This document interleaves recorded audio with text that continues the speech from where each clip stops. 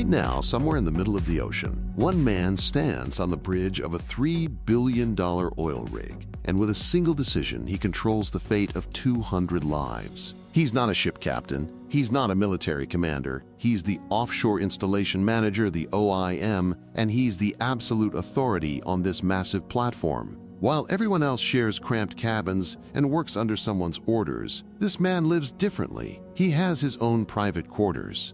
He earns $250,000 a year, and the weight of an entire operation rests on his shoulders. Today, we're pulling back the curtain on how the boss of an offshore oil rig actually lives, what he earns, and what it takes to reach the top of one of the most demanding jobs in the world. The offshore installation manager isn't just another worker on the rig. He's the CEO, the sheriff, and the final decision maker, all rolled into one.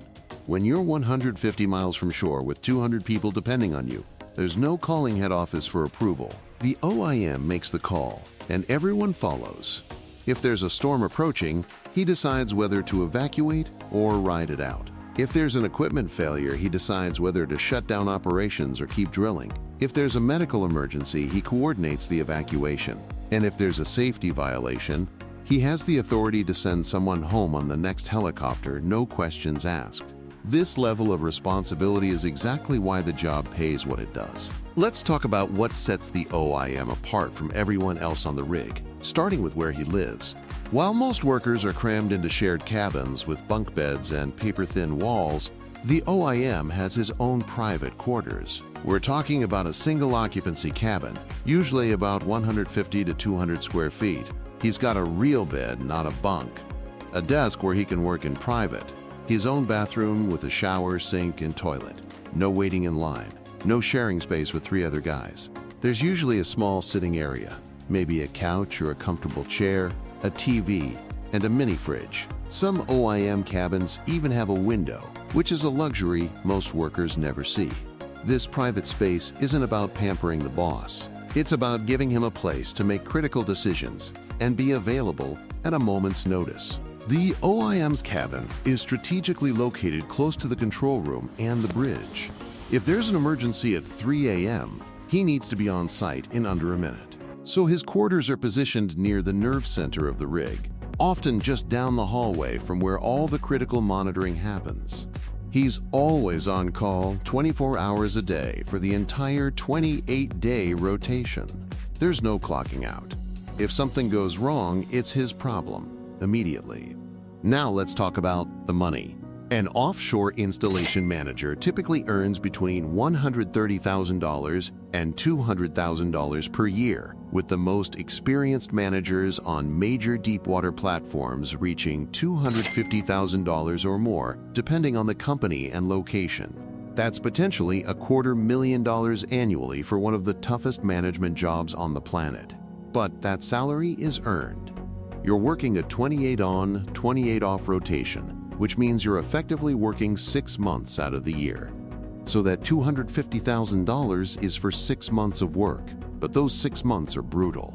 You're living on the rig, away from your family, responsible for everything, working 12 to 16-hour days, sometimes more. You're the first person blamed if something goes wrong and the last person thanked when everything goes right. The money reflects the pressure, the risk, and the expertise required.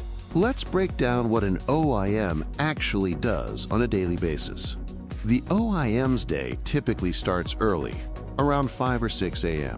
The first thing he does is check in with the night shift supervisor to get a rundown of what happened overnight, any issues, any incidents. Then he reviews the daily plan, what drilling operations are scheduled, what maintenance needs to happen. He's coordinating with department heads, the tool pusher who oversees drilling, the chief engineer, the safety officer, the logistics coordinator. Everyone reports to him. Throughout the day, the OIM is moving around the rig, conducting inspections, attending safety meetings, reviewing reports, and making decisions.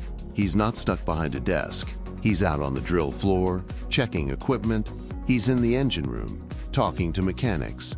He's on the helideck, overseeing a crew change. He's in the galley, listening to workers' concerns. A good OIM is visible and accessible, but he also commands respect. The crew needs to know he's in charge, and that he'll make the tough calls when necessary. One of the most critical parts of the OIM's job is safety. He's ultimately responsible for the safety of every single person on that rig. If there's an accident, if someone gets injured or killed, it's on him. That's a heavy burden. So he's constantly monitoring safety protocols, making sure drills are conducted, ensuring equipment is maintained, and enforcing rules. The OIM has the authority to shut down the entire operation if he believes safety is compromised. And he will, because his reputation, his career, and lives are on the line. The OIM also handles personnel issues. With 200 people living in close quarters for weeks at a time, conflicts are inevitable. The OIM deals with it. He's not just a technical manager, he's also a leader, a mediator, and sometimes a disciplinarian. If someone needs to be sent home, he makes that call. If morale is low, he figures out how to boost it. He's responsible for the well-being of the crew, not just the machinery. Then there's the operational side. The OIM works closely with the company's onshore management, providing daily updates, reporting production numbers, discussing budgets, and planning future operations. He's managing a multi-million-dollar operation every single day. The financial pressure is immense. A day of downtime on a deep-water rig can cost hundreds of thousands of dollars. So keeping operations running smoothly isn't just about safety. It's about money. The company expects results, and the OIM is the one who delivers them. Now let's talk about how someone actually becomes an OIM, because you don't just walk into this job. This is the pinnacle of an offshore career, and it takes years, sometimes decades, to get there. Most OIMs started at the bottom, working as roustabouts or roughnecks in their 20s. They spend years on the drill floor, learning the equipment, understanding how everything works. Then they moved up to positions like assistant driller, then tool pusher. Along the way, they earned certifications. A lot of them. We're talking about offshore safety training, firefighting courses, first aid, helicopter underwater escape training, leadership programs, and technical certifications in drilling operations.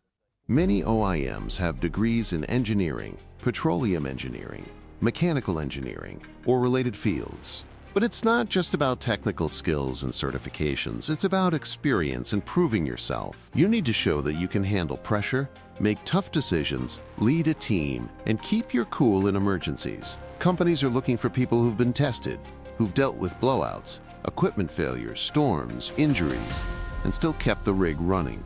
An OIM needs to understand every aspect of the operation, from drilling to logistics to safety to personnel management. The path to becoming an OIM typically takes 15 to 25 years. That's right, you're looking at 2 decades of offshore work before you even get considered. And not everyone makes it. Some people plateau at driller or tool pusher and stay there. Only the best, the most dedicated, and the most capable rise to the level of OIM. And once you're there, the pressure is relentless. You're earning top dollar, but you're also under a microscope. One major screw-up, and your career could be over. Let's talk about decision-making under pressure. Imagine this scenario. It's 2 a.m. The OIM is asleep in his cabin. Suddenly, his radio crackles. There's been an equipment failure on the drill floor. A valve has ruptured, and there's a gas leak. The driller has shut down operations, but the situation is unstable. The OIM jumps out of bed, throws on his coveralls, and rushes to the drill floor. He assesses the situation. How serious is the leak? Is anyone injured? What's the risk of fire or explosion? He talks to the driller, the engineers, the safety officer. He's got maybe 5 minutes to make a decision. Do they attempt an emergency repair? Do they evacuate non-essential personnel? Do they call for help from shore? Every second counts. The wrong call could cost lives or millions of dollars. This is what the OIM is paid for. Not the easy days, the hard ones, the terrifying ones. Let's talk about the personal sacrifices. Yes, the OIM has a nicer cabin and a bigger paycheck, but he's still living on a rig for 28 days at a time, away from his family. He's missing birthdays, anniversaries, his kids, school events. In fact, the burden is even heavier because he can't just switch off. Even during his downtime, he's thinking about the rig, checking his radio, ready to respond to any issue. The money helps, but it doesn't replace being there. And the stress is constant. Managing 200 people, dealing with emergencies, answering to company executives, it wears you down. One thing that sets a great OIM apart is leadership. Anyone can bark orders and enforce rules. But a great OIM earns the respect of his crew. He leads by example. He doesn't ask his workers to do anything he wouldn't do himself. He listens to their concerns. He treats everyone fairly. He knows people's names, asks about their families, and shows genuine care. At the same time, he's firm. He sets high standards and holds people accountable. And when a crew respects their OIM, the entire rig runs better. Morale is higher. Safety improves. Productivity increases. The OIM sets the tone for the entire operation. The relationship between the OIM and the company is critical. The OIM works for an oil and gas company, but he's out there on the rig, far from head office. He has a lot of autonomy, but he's also accountable. Every day, he's reporting to onshore managers, providing updates on operations, safety, and costs.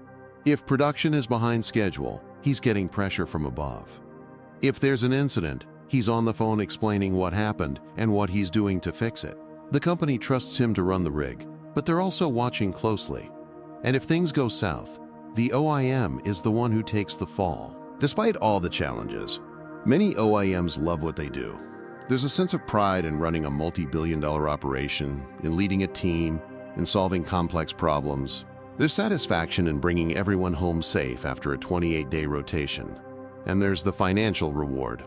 $250,000 a year allows you to provide an incredible life for your family, pay off your mortgage, save for retirement, and enjoy your time off. Many OIMs use their month off to travel, spend time with family, pursue hobbies, or just relax. After a brutal month offshore, that time at home is precious. The offshore installation manager is the king of the rig, but it's a crown that comes with immense responsibility.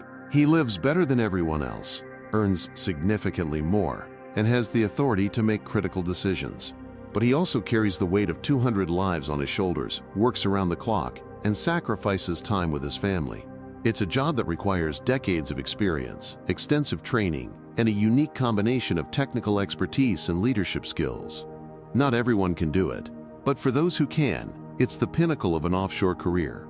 These men and women keep America's energy flowing, one rotation at a time, making tough calls in the middle of the ocean so the rest of us can flip a switch and power our lives. If you respect the people who lead these incredible operations, drop a comment below. These are the leaders who keep our nation running.